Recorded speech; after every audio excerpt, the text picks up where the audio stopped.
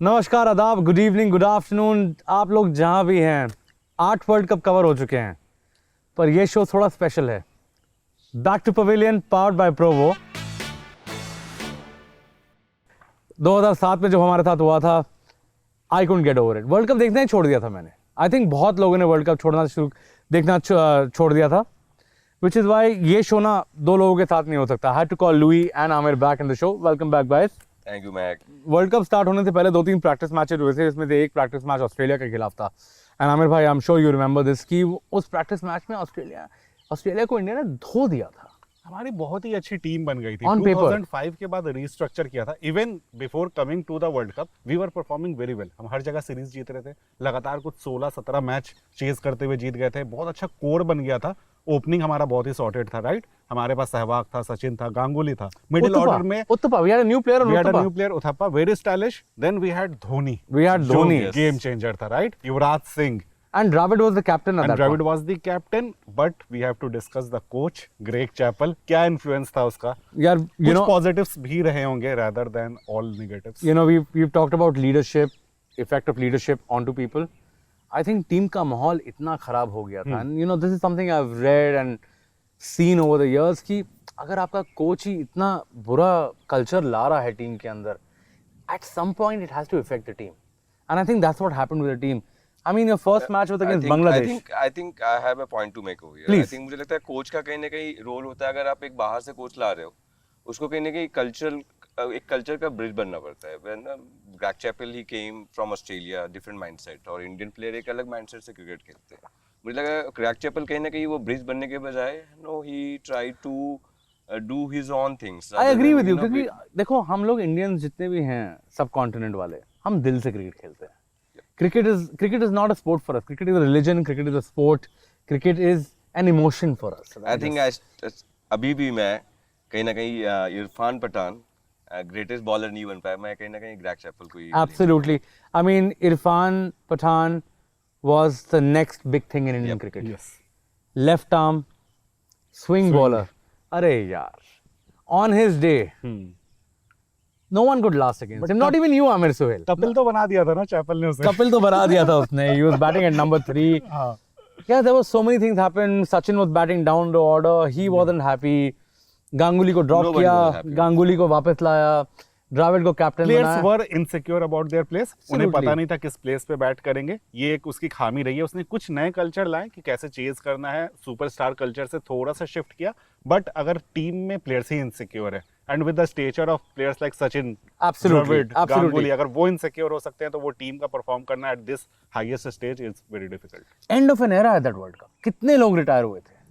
all the legends. Cricket देखना शुरू किया था, राइट। तो मेरे हीरोज थे Donald, Klusener, Shaun Pollock, Brian Lara, Inzamam, right. सब के सब रिटायर हो गए।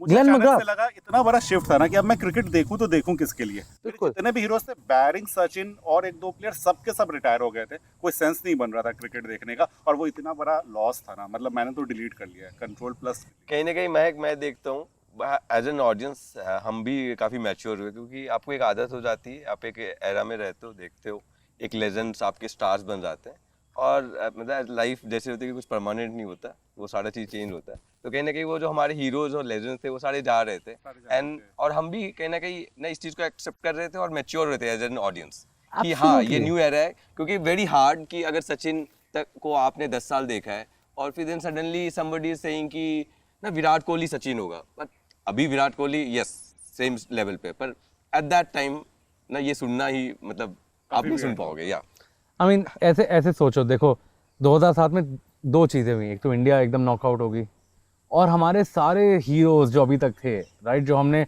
अपने पिछले शोज में डिस्कस किए, वो सब चले गए ओवरनाइट। लारा भी चला गया यार, हेडन चला गया, मैकग्राथ चला गया, सब चले गए। सारे के लोग गायब हो चुके, बैरिंग, सचिन। बट हम रिटायरमेंट की बात कर रहे थे, मैं कि इतने सारे लेजेंड्स रिटायर किए और सचिन रिटायर नहीं किया। That's why is the greater than all the legend ना, इसलिए वो गॉड ऑफ क्रिकेट है। आपको याद होगा उस टाइम एक मेजर पब्लिकेशन ने लिखा था एंडुलकर ही हट चुका था, एंडुलकर, और फिर सचिन डिसाइडेड कि मैं रिटायरमेंट ले लेता हूं। उसके दिमाग में ये थॉट आया था, बट फिर उसने यार सोचा कि ऐसा वर्ल्ड कप होगा तो मतलब मतलब मैं भी रिटायर कर लेता लेकिन उसके बाद जो उसने 2011 में किया, that proves. Which we will discuss. दवा ये शो का नाम है दर्द एंड दवा. But anyway, before we move to दवा, दर्द में थोड़ा सा और बात कर लेते हैं. एक मैं पॉइंट डिस्कस करना Your favorite match from that World Cup यार. I do not remember. Literally, मैंने सच में डिलीट सबने डिलीट कर दिया. आपका कोई फेवरेट मैच था उस वर्ल्ड कप का? नहीं महक, कोई फेवरेट मैच हो ही नहीं सकता अगर इंडिया ने सुपर 6 तक भी नहीं गई थी उसमें. इंडिया तो पहले 2-3 दिन में बाहर हो गई थी. But the one thing I remember from the World Cup, one thing I remember from the World Cup is Malinga taking 4 wickets of 4 balls against South Africa in a losing cause. 4 ball में 4 wicket, beautiful wickets लिए थे उसने यार. ठीक है, that's the one thing I remember. And I remember Sri Lankan dominance. Sri Lanka final तक पहुंची थी. ठीक है, बहुत बढ़िया क्रिकेट खेला. They played pure professional cricket. Sangakkara was at his peak, Jayawardene was at his peak. वो एक और टीम जो रानातुंगा ने बनाई थी, वो लग रहा था कि ऐसी टीम एक बार वापस है. पे चल रही थी. बट उनके सामने एक जगरनॉट था जो था Australia was still a juggernaut, right? मतलब अनबीटेबल टीम यार. 99 में वो हर्षल गिब्स ने जब से वो कैच ड्रॉप किया था ना, उसके बाद मैं सोचा हारना नहीं है, नहीं हारेंगे. ठीक है, वो जब 2007 वर्ल्ड कप में पहुंचे थे ना, गिलक्रिस्ट कुछ भी खेल रहा था यार. he was hooking, he was pulling, those shots were incredible. Hayden, I think Gilchrist is the cleanest sweeper of the ball, wicket keeper batsman. I haven't seen I think someone Gilchrist sweeping. has Revolutionized cricket. देखो, Yes. let's be Yes, let's be very honest. Yes. Let's be very honest. No offense to Nayan Mongia.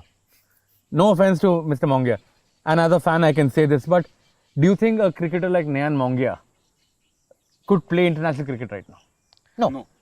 Absolutely not. We cannot compare. Like We can't compare, but you know, different era, but Nayan yeah, Mongia was a still. great cricketer, Yeah. great wicket keeper. But was he a great batsman? No.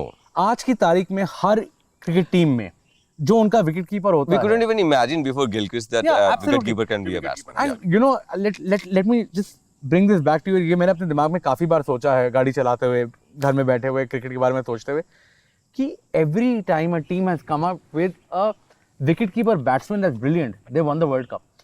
Gilchrist 2003, Absolutely. 2007, and then Dhoni. I mean, you look at how Dhoni came along.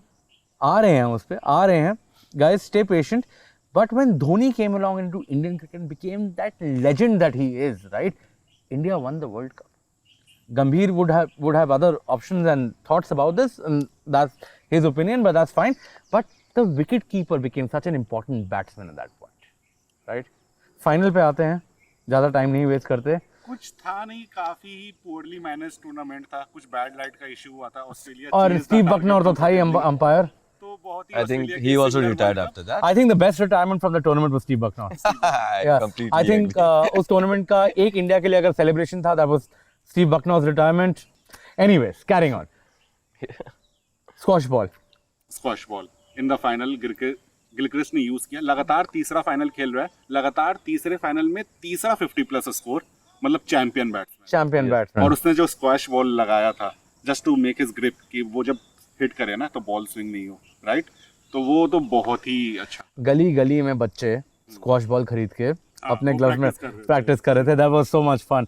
I remember playing cricket with some kids and उनके हाथ में squash ball थी. मैंने, तुम क्या कर रहे हो? like गिलक्रिस्ट बनना है. It was amazing. ऑस्ट्रेलिया फिर से जीत गई, क्योंकि उनको ही जीतना था. इंडिया बहुत पहले घर चली गई. ऑस्ट्रेलियन डोमिनेंस का टाइम भी उसी के साथ खत्म हो गया. अब ऑस्ट्रेलिया वैसी चैंपियन टीम नहीं रही. वो जो एरा था, जो Because everyone retired. Yes, McGrath Matthews. retired, Hayden retired, Gilchrist played his last World Cup. Hayden I came think into the next World Cup. Matthew Hayden had a big impact like in that World Cup. यार Hayden player नहीं था, Hayden beast था. Yep.